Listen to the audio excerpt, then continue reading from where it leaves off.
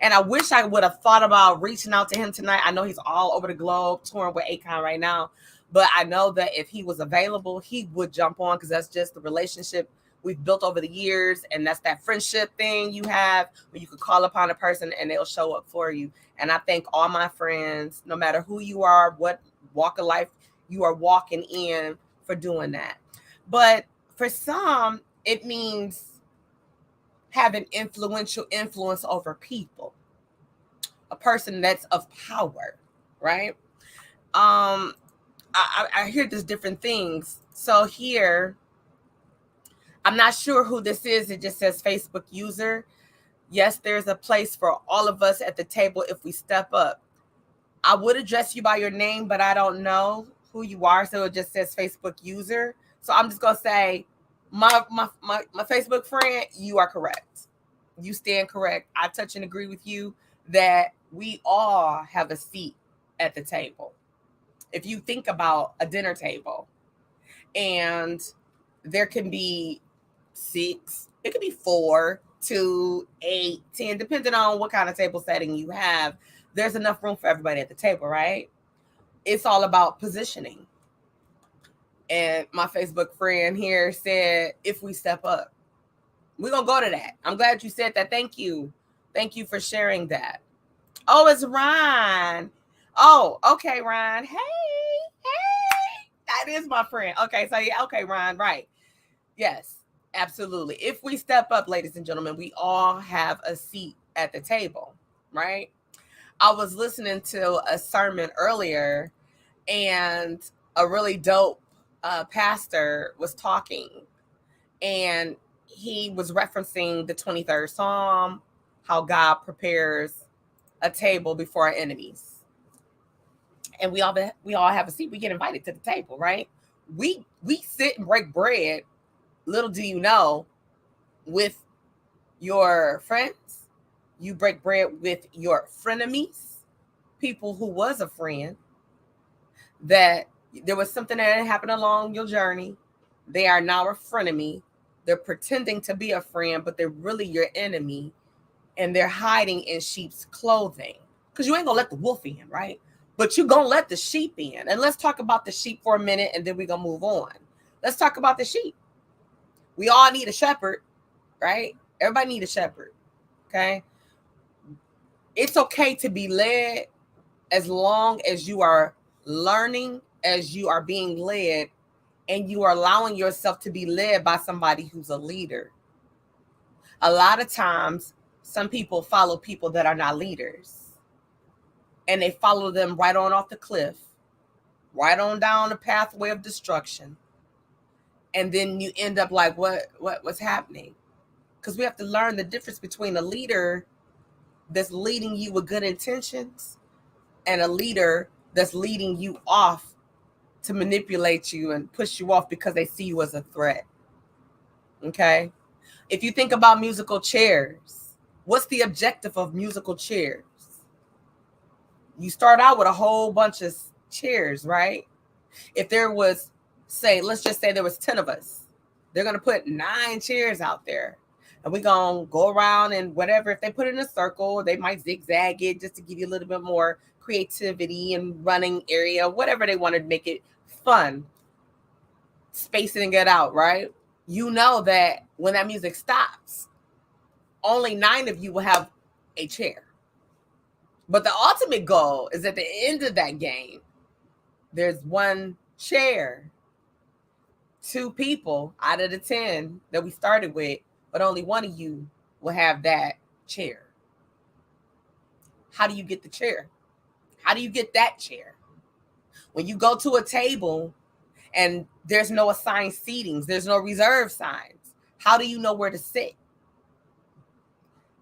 Do you wait and watch everybody else sit like there's a place for them at that table?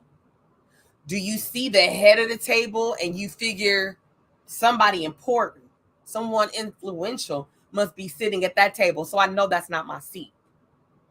So you will sit anywhere else along the table, but you're not going to step into that area to sit at the head of that table.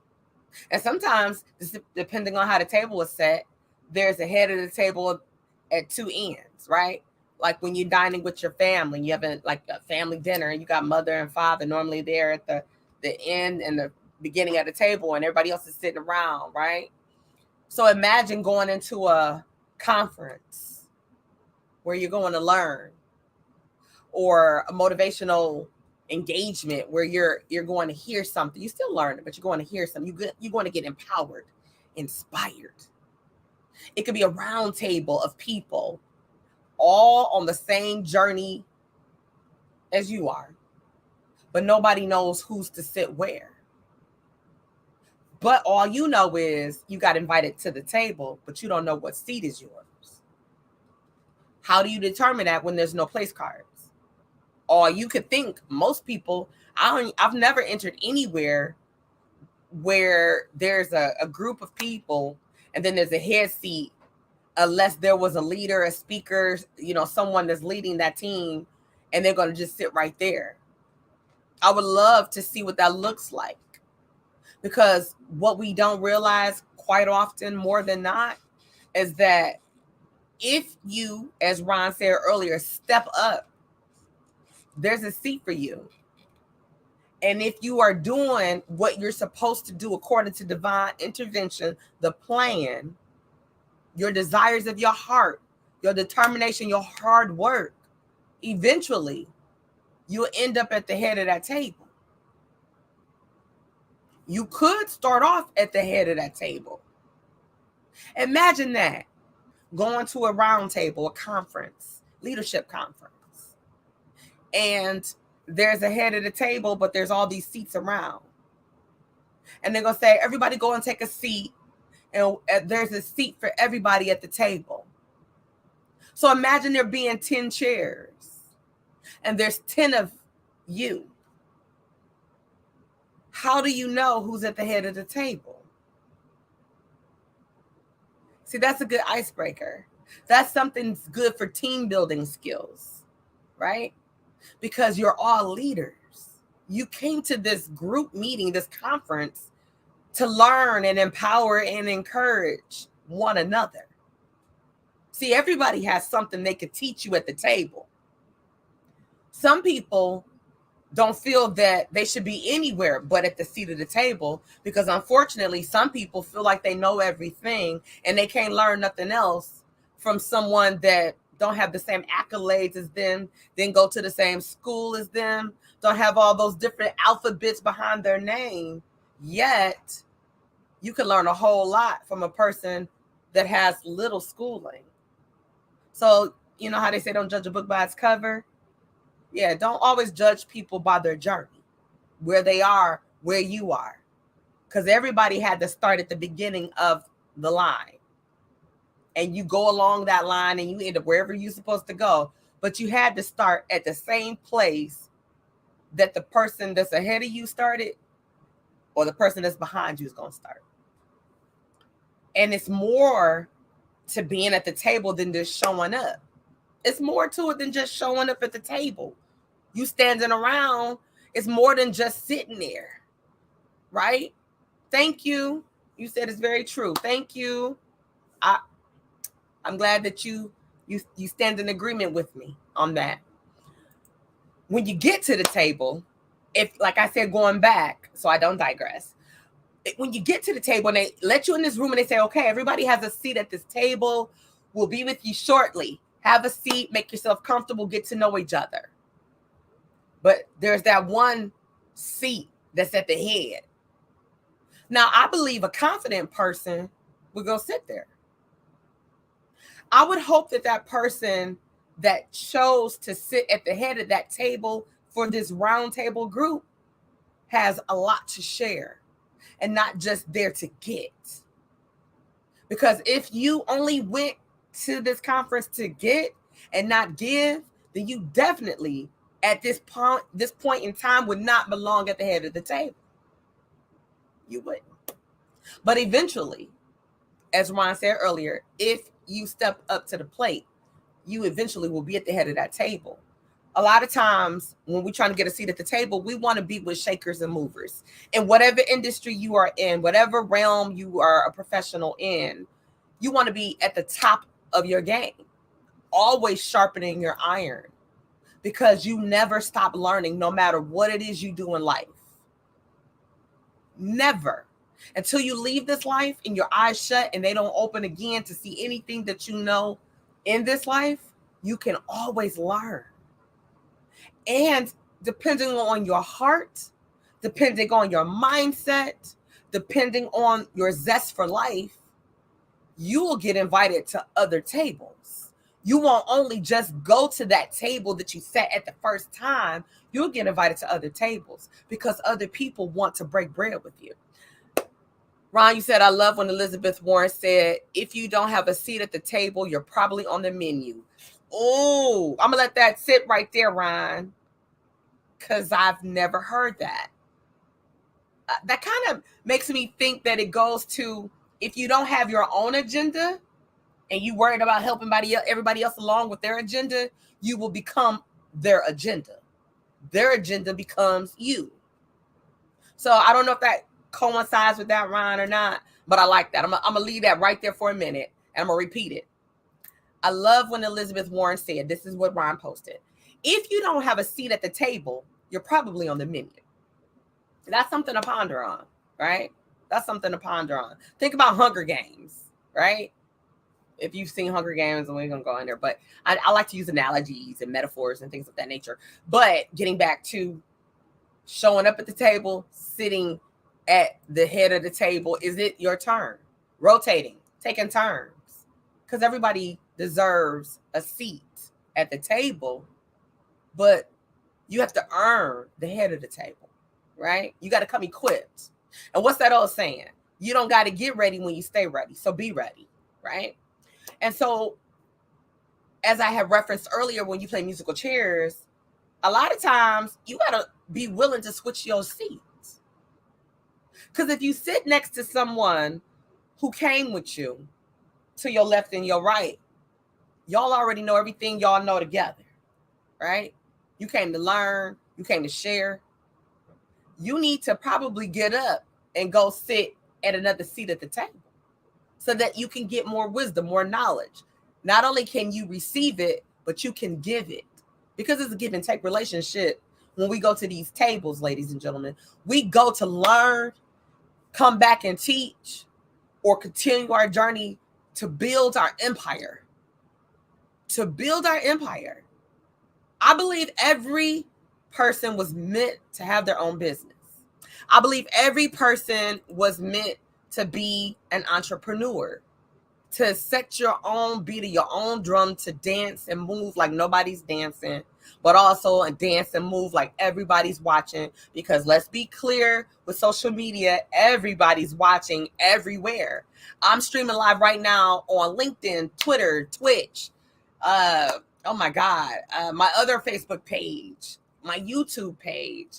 I'm going everywhere. You know why? Because there's somebody everywhere on different levels, right? And I think that what we do in today's time really impacts what you'll do tomorrow. I think sometimes we don't remember, or we don't understand that the rope that's attached to our waist is to be casted to help another person up. But also there's a tail end. There's an end to the rope that's around your waist. And the person behind you needs to be doing that work to pull you and hold you. So when you're pulling someone up and you're teaching and you're growing and you're stretching, you don't fall, right? They're pulling you. When you at a table and you've eaten all you can eat, you're supposed to get up and give that seat to someone else who's hungry. Think about when you go to an all-you-can-eat buffet, right? You go in like, oh, I'm about to, I know, like me, I'm a foodie, so I'm like, oh, all you can eat, what? And you pay this price, and you really feel like you're going to just eat. But I think what it is that they know the human stomach can only hold so much. And then in light of COVID, a lot of restaurants have implemented, you get a 90-minute time set at your table. At the beginning, when your first order goes in, drink order, appetizers, whatever goes in, your 90 minutes starts at that place. I know for a fact in Chicago at Terrace 16, that is the case. You sit at the bar, you sit at the table. Your 90 minutes start as soon as that waiter or waitress enters whatever you put into the system. Your 90 minutes starts. Fair. Why? Because some people don't know how to get up from the table because they're full and go and walk it off. And as they walk it off, they make room to sit at another table. You get where I'm going? So you can have a seat at different tables, but you got to know what to do when you at that first table. And you got to know when to get up and go. And you also got to know when to say, hey, I've had enough. Come on over here. Let me share this with you. Understanding that there's a lot of people that's going to eat, and don't want to get up, going to have to be told to get up from the table. Okay? That's just the way it is. That's just the way it is. I'm sorry. I didn't make the rules, but that's the way it is sometimes in some people's lives. And so when I talked earlier in that reference, I said having a seat at the table, knowing if you're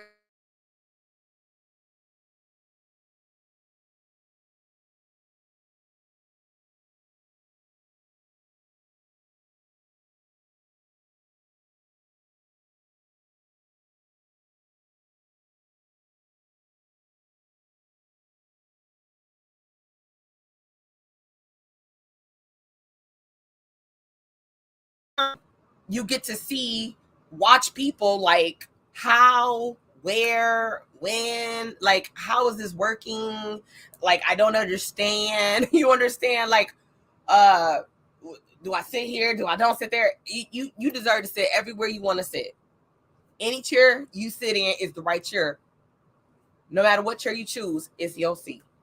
Why? Because we all have a seat at the table. Now, have you ever sat in a room or went to a meeting and you wasn't invited? Now that's awkward. That's awkward. Now, I don't know if anybody want to, I can see there's some people on here. I don't know if you want to share and jump in those comments. If not, it's all good because I love to just be transparent. So I'm going to share an example with you. I was a newbie to Clubhouse, right?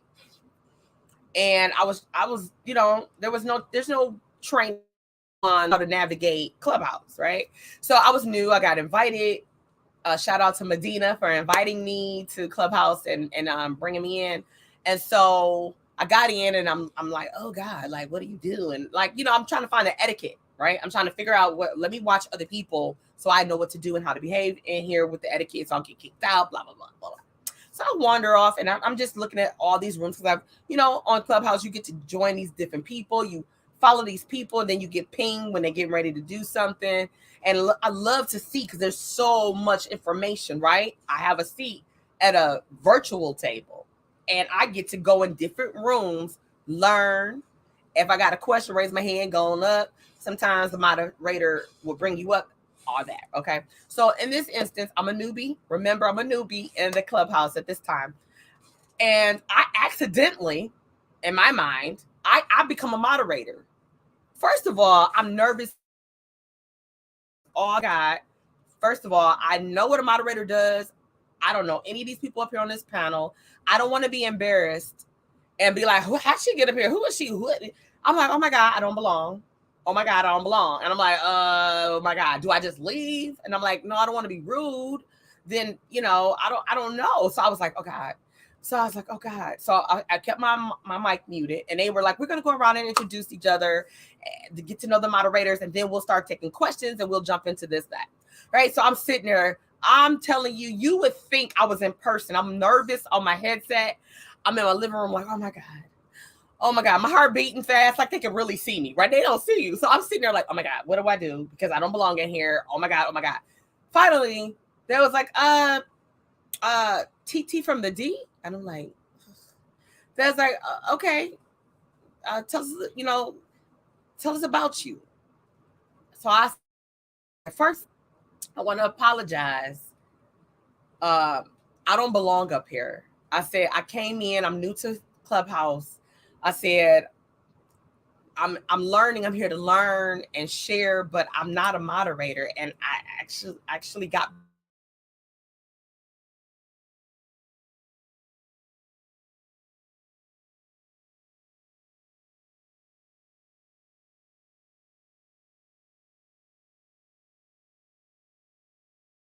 uh-oh. played in Salt and Pepper the story. You know how they have Lifetime and Unsung and all that. So she played Pepper and Salt and Pepper. So I'm like, oh my God. So she said, Queen, first of all, let me stop you. You didn't come up here by mistake. You didn't enter this room by mistake. You were meant to be in this room. You were meant to be up here because we pulled you up here.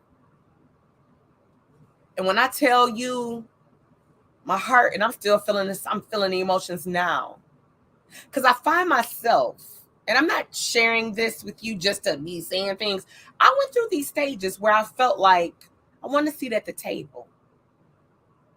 I'm checking rooms to see which table I want to sit at because I am not going to willingly go to a table that I feel like I don't belong or I'm not going to find useful information. Shout out to Rocky Harris.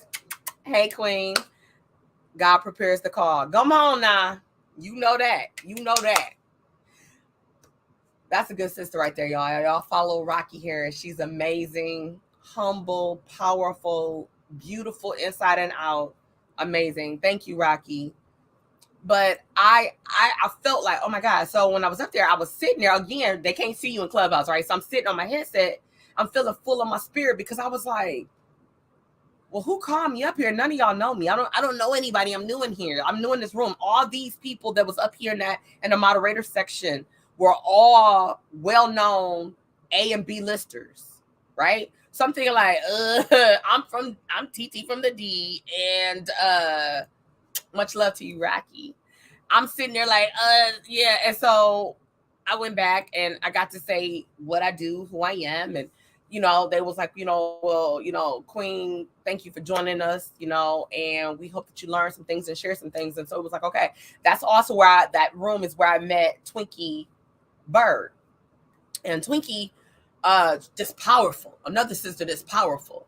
And so I'm following the people over on Instagram because they tell you follow the moderators and get to know people, whatever. So I'm like, okay, cool. Network, politics, that's what we do. So that's how we grow in our industry. Iron sharpens iron. Keep on learning. Keep on learning. What did I say earlier? You can always learn something. You are never completely full in the brain where you could say, I can't take in no more knowledge. I'm good. I know that. Yeah, you ain't teaching me nothing I don't know. That's first of all rude. Okay, that's rude. It's intentional to fight imposter syndrome. Woo, we're gonna have to do a show on that one. I'm gonna leave that right there because I need y'all to look at that because that's some real talk Rocky just posted. Yeah. We're gonna leave that posted right there. But I was like, okay, I'm sitting there and I felt comfortable. Saying all that to say, I got into a room intentionally.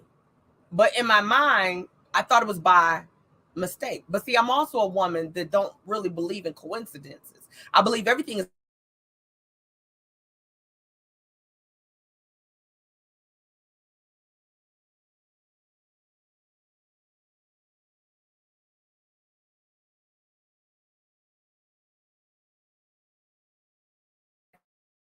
I'm not gonna stop. I'm gonna be on this boy for this hour.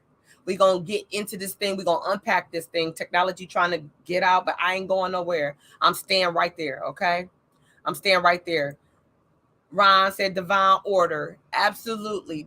Divinity. Okay, divine order. So you show up. What do you do after you show up? What do you do after you show up? You show up at the meeting. You sit at the table. You find your seat. What do you do? Are you there just to take notes? Because you feel like you ain't smart enough?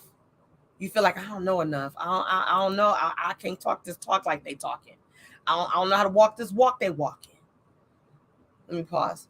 I did a show about imposter syndrome right before the pandemic time for part 2. Oh, let me know when you do part 2. Because I'm gonna be tuned in for that. Got talked to when I did, I think, a show on narcissist. I believe we talked about that. We tapped on it. We didn't go deep, but I want to check that out because that's real. I'm gonna go back to what Rocky said earlier. It's intentional to fight imposter syndrome. We're gonna leave that there for a minute. But when you get there, you're there to learn. when you don't know something, don't let people overtalk you. And when I say that, this is what I mean. Oh yeah, so everybody was moving. I'm using an example. Yeah, everybody was moving expeditiously, and it was like, oh my God. So listen, I'm that girl. Excuse me, what does expeditiously mean? So while people might be like, the person is saying, oh, well, that means like we're moving swiftly. We're doing it right now. Like we need to hurry up and do it. We do it. Okay. You broke it down. Thank you. Right? Because the person is rolling their eyes and like, oh, you're stupid. You didn't know. You probably didn't know, but you didn't want to ask the question. So you sit there like, oh, okay. Yeah, okay. Like, really? You didn't know what that meant. And I remember going to a conference and I did that. I stopped the person a couple times, like, what does that word mean? And so, because I want to know. I'm there to learn. I'm not there to pretend I know something. You telling me something. I don't know what it means. So I went there and I left without understanding what the hell I just heard. So at the end of that meeting, the person said, you know what? I want to thank you for stopping and making sure you understood what was being said tonight. I didn't do that for applause from anybody in that room. I did that for self-knowledge for TT. Because when TT goes back, like when I do my podcast shows, I like to come on and I have the knowledge and the wisdom. I like to share it. I like to share it with you. So I want to know what I'm talking about and equip myself, right? Because I believe I could always learn. I always look at myself as a human sponge. I can learn. Anything is willing to teach me. If you got the time, I have the willingness. And I'm ready. I got my pen, my paper, my smartphone to take my notes. I'm ready. I will show up and I'm there, right? So here go 5 steps they say to get yourself a seat at the table. Now, this is what they say, right? This is what.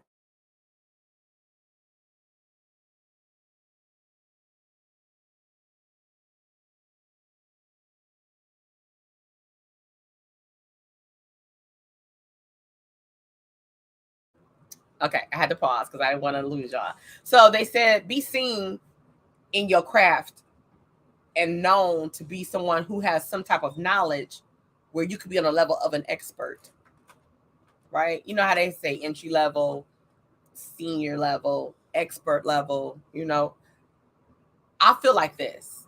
If I was going to a room and I'm a room filled with people that's in theater production, right?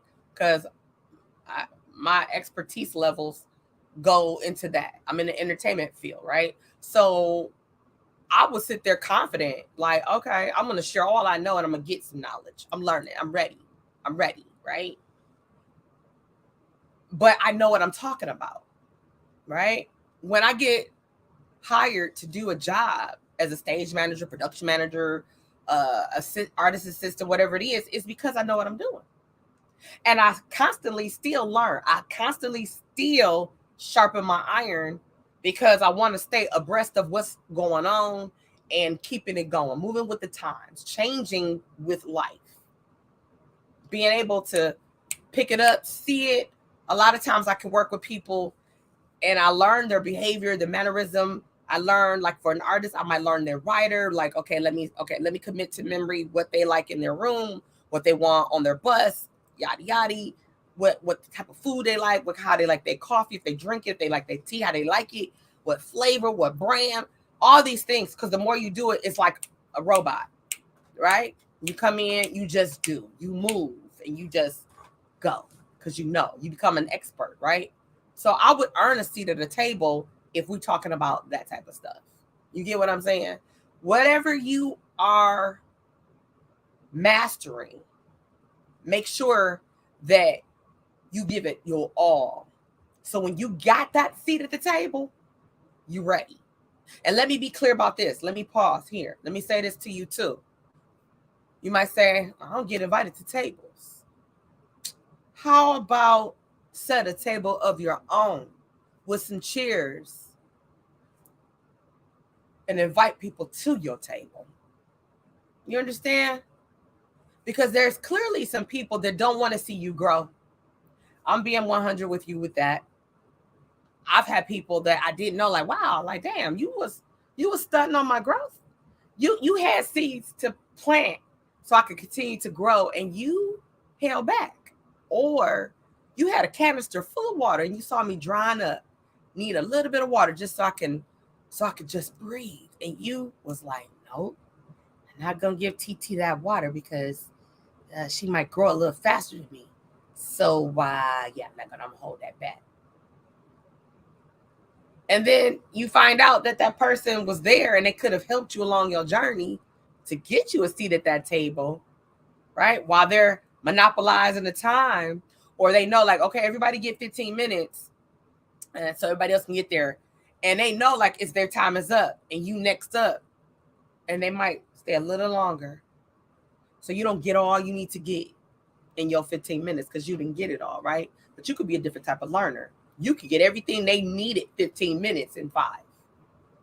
But what's so funny is it's almost like that saying they say, be careful how you treat people on your ladder up, because it'll be the same people you see coming down, up and down, because, you know, you go up a ladder, you come down the ladder, up and down, up and down. It's like a roller coaster, right? So be kind. I mean, you should just be kind to people, period, because that's just who we should be as human beings. But unfortunately, everybody ain't kind to everybody. Unfortunately, there's people that will set you back and lead you down a pathway they know there's nothing down there to distract you, deter you, because they want to hurry up and get up. But ain't it funny how sometimes you will make a way out of no way and then cut them off, and they looking like, wait a minute, oh yeah, it was an opening down there. And then they think like, no, it wasn't an opening down there. I was sure there wasn't an opening down there. MapQuest told me there wasn't no opening down there. But they ain't realize that if you update your app, I'm metaphorically speaking, you update your app, they smart now. They'll say, you know, oh, new road, new this, or detour traffic jam. They'll show you another route. Why they fixated on, oh, they gonna stay on 75. I'm in Michigan, so people that know from Michigan know 75. Oh, I'm going 75. Yeah, I'm gonna get there. Yep. I'm going downtown. I'm gonna go on 75. That's the fastest way to go. Traffic jam, right? You could maybe, depending on where you are, come off, jump on the Lodge. You could come off, jump on 96. You understand these different routes. But somebody call you and say, yo, I'm on 75 and I don't know no other way. I don't know. Oh, yeah, you're going to have to just take the scenic route. Now, you know they could get on the Lodge, depends on where they are. Get on the road, yes. Hop on the Lodge. Where are they? Hop on 96 or 94 or something. You understand what I'm saying? But you like, nope, because if I tell them, they're going to hurry up and they might beat me there. But then they could be riding on the street, the scenic, like praying and asking God, Lord, and then call somebody else that ain't even going to where y'all going and say, yeah, I'm trying to make it to this engagement or this appointment or this audition or this interview or whatever. And I was on 75 and I don't know nothing about this area. And oh, where you at? Oh, yeah. You know what? Keep going.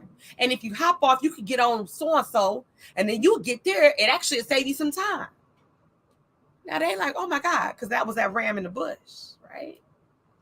And they get down there, and the person who didn't tell you the alternate routes, how you get? I thought you had. Yeah, I had called my friend or I called my relative, and I was talking to them, and they was like, oh, they know the city real well, and boom. And they sitting there like, see, you got to be careful how you treat people. And then that person who was trying to do that distractional stuff, you didn't even get what you wanted to get because you was frowned upon. So you got to work. The energies work in the universe. Things align. We talked about that. What did Ron say earlier? Divine order. Let me be clear. Let me say this. And this is cliche, but I'm going to say it anyway. What's for you is for you, ladies and gentlemen, boys and girls. I don't care what a man told you. You can't do. You can't have. You ain't never going to amount to nothing. You ain't never going to have nothing. You going to be a bum. You ain't going to do. You ain't going to do. See, I was told that type of thing a lot of times growing up by adults, right? That was supposed to be pouring into my life. People I looked up to. Some people I loved. Like, why they telling me I ain't going to be nothing? Why they telling me I'm a house full of kids, I'm going to end up on welfare? I'm gonna be uneducated. I'm gonna drop out of the. Why are they saying? How I'm in elementary. Hell, how you predicting that? I'm in middle school. How you predicting that? but that's what you spoke into my life. And I think my angels assigned to me said, close her ears. She heard it, but let it go through. That's something we don't need her to store. Let that shit go through her ear and go on out, because that ain't her truth. That wasn't my life you were speaking about. But people will do that. We can say, if you don't do this, you might be able, and you might end up going down this road, and I don't want to see you going there. I have a conversation with my 19-year-old all the time. Make good decisions, wise choices. You've been taught, you've been given necessary tools in your toolbox to navigate, to fix and do and mend. If you need a helping hand, don't be afraid to ask somebody, do you got this tool? Because I don't got it in my toolbox. Because if you walk around life and you walking around knowing you need it and you leave it and you feeling like, I might not need it, and you need it and you don't got it, then you might end up over there. And then I'm going to be looking at you like, why you do that when I told you to always carry your toolbox? Even if you don't need the tools in your toolbox today, that don't mean you ain't going to need those tools tomorrow. There's a lot of data. There's a lot of knowledge. There's a lot of wisdom. There's a lot of things that I've stored in my brain. Hallelujah. There's a lot of things I stored in my soul and my spirit. And I reach for them when I need them. I apply them in my worldly life, right? Now, let's be clear. I am a wretch just like you. None of us are perfect. We're going to make mistakes. Why? Because we're human. We are spirits having a human experience. We are flesh. But there's something that dwells in the inside of us that has nothing to do with what you see. Not always what you hear. Because just like they say, the adversary can come to kill, steal, destroy. I like to add on and separate. You could tell me what I want to hear, because you learn a person. Yeah, they like this, they like that. Think about the relationships you've been in. The seats at the table, dinners you've had with people that you should have never broke bread with. They bought you dinner and they set you up to see you fail. They fed you. They fed you so much that, oh, you might be so tired, right? You might oversleep and miss this meal. So I'm going to feed you. Oh, no, eat some more. Oh, go ahead. Going back to the seat at the table. We have to be mindful of everything we do in this life. We have to be mindful in every seat that we take at every table. There's a seat for you at every table. And it might not be right now. So you could say, well, I went to the table, TT, there wasn't a seat available. Not at that moment. Not right now.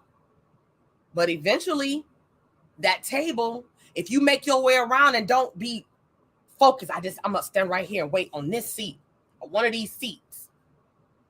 You missed the opportunity at all the other tables to take a seat at all the other tables, to learn all the other things you were supposed to learn, because it was more than just what you was going to get at this table.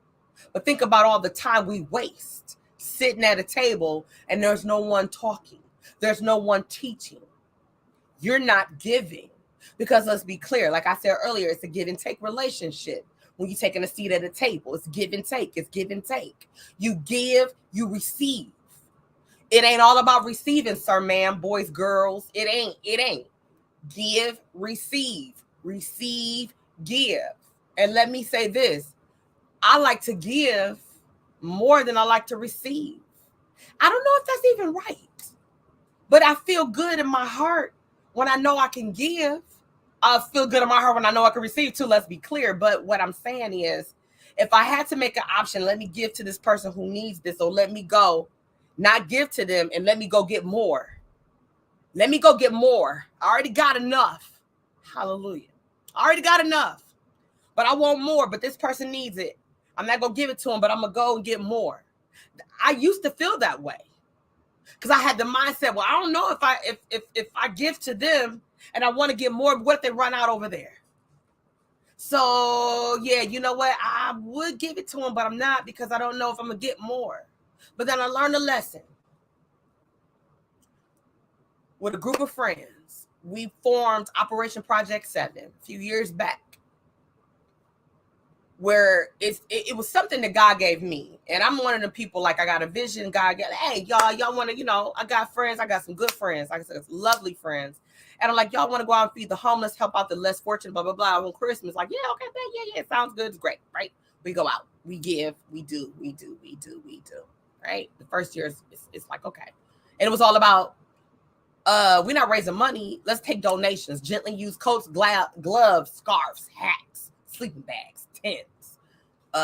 If you want to give us, donate, because I'm real careful about taking people's monies. I don't mess with people's money, so I don't want you to feel like, So if you want to give the bread, lunch meat, whatever these things we put on our list, our wish list for these people, then you do that. But if you want to give me the money, please understand it's going definitely to what we said it's going to, right? So long and short, we go out 2 years, 3 years.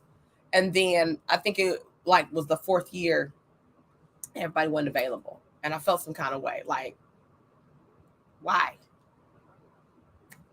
In my mind, I said, we got to warm homes. We in our nice little cars with our families, house smelling like holiday dinner, whatever it is you cooking. And we ain't got time to go out. And then I had to think about it. I said, this your vision that God gave you. It's not everybody else's vision. It was great. Everybody was on board. It was all good. But if this is something God gave you, if this is burden in your heart, your spirit, then you move and you do.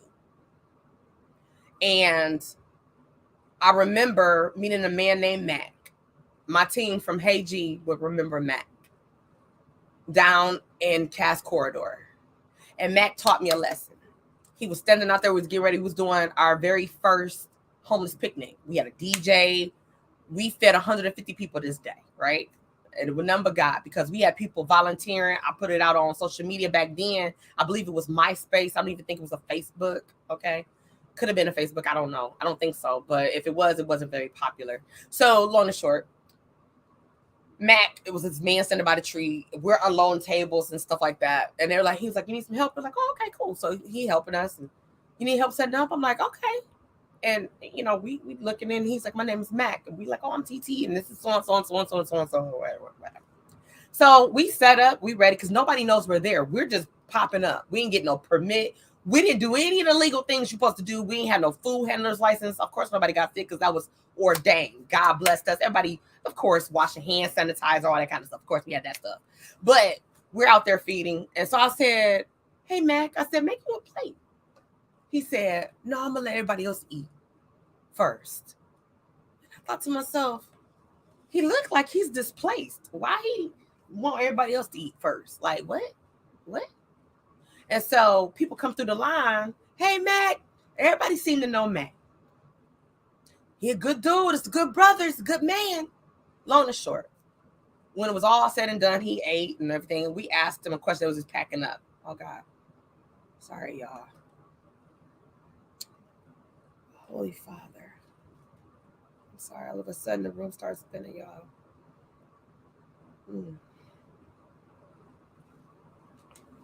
Jesus, Holy Father.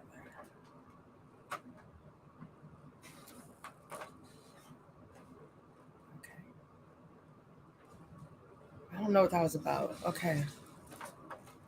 All right. Whew. Thank you, Jesus. Okay. So we met, we talking to Mac, and I asked him, like, how did he end up there? And he let me know, like, I moved here from down south with my family. I worked at one of the big corporations. They downsized, let us go. He didn't have a severance package. Family, wife was like, we're not about to stay here. He was like, I believe that I'm going to be able to get back on my feet. Long and short, they left, went back down south. And he was like, I'm a man. I can't move my whole family. I'm not going to go back like that. So he stayed. And so we're like, wow. So we were really moved by his story. We stayed in contact with Mac. And I said, listen, I know you ain't got no cell phone, but if you could call, I gave him my office number, my cell phone number. If you could call, even if you got to call my cell phone, call. I just check in once a week. Let us know how you doing. He did that. He didn't call collect ever. He would call from a payphone booth. And he let us know. He said, I worked with somebody and they helped me get my own place. It's not much, but it's a start to get back on my feet. Me and my group, Hey G members, we went and we gathered stuff we had, bought some new stuff. We was able to give him a microwave, toaster, did his whole bathroom, linen, towels, toiletries. And he was so grateful. I said all that to say his seat at that table wasn't a traditional seat at the table. Okay. Let me turn this light down. Something's not right. I'm sorry, y'all. I'm not feeling well all of a sudden. So it was just like,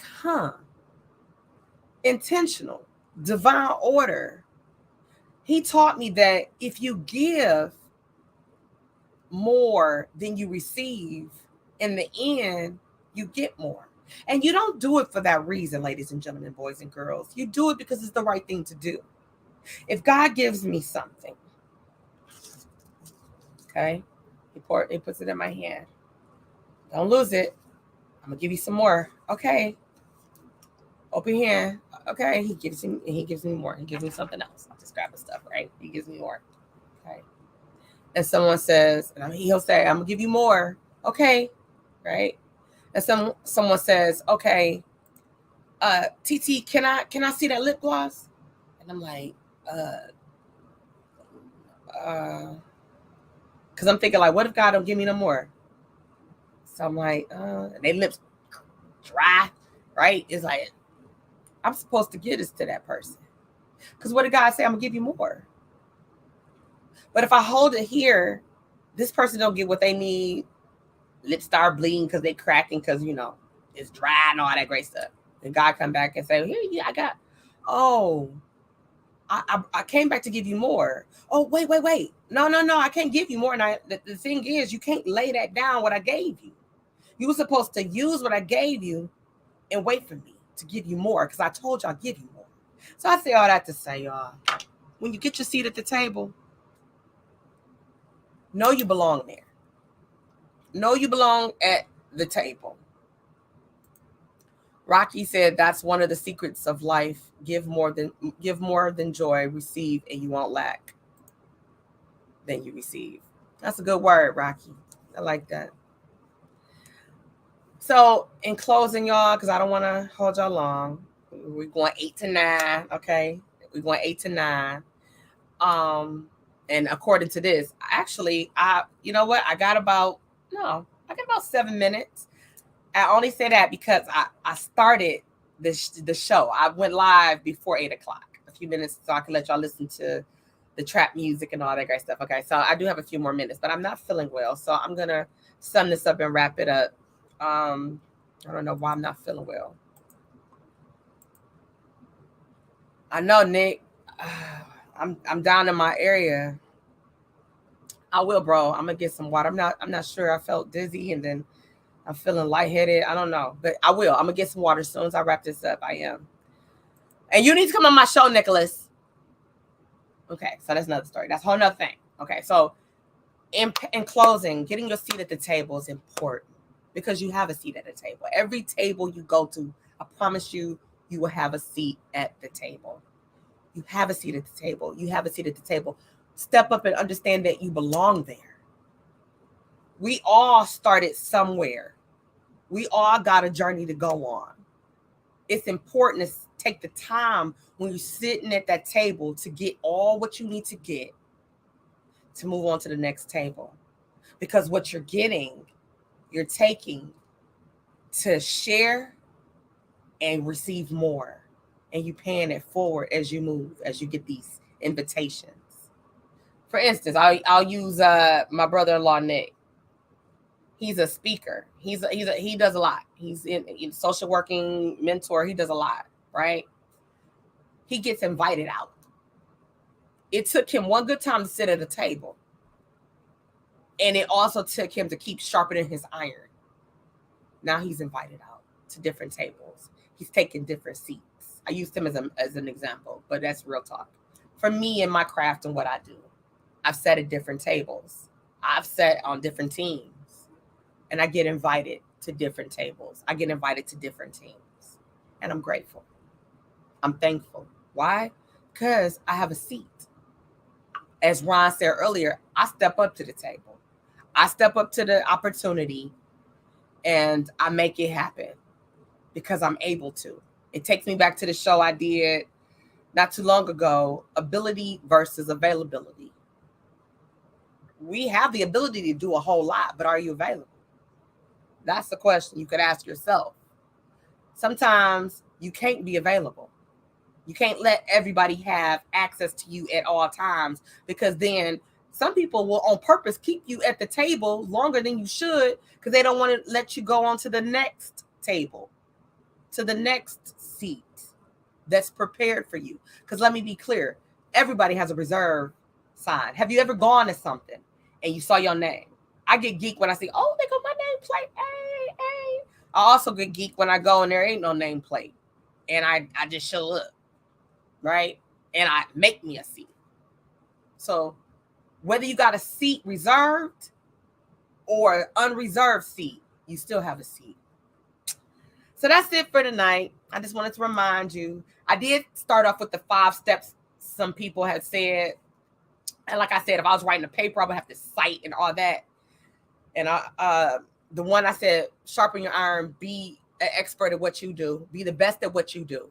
There's always someone that knows more than you, but you can always learn and continue to climb that journey, that ladder, I should say, not that journey. Continue to climb that ladder to be the best version of yourself. 2, sharpen your business tools. That's what I'm saying. Sharpen your iron.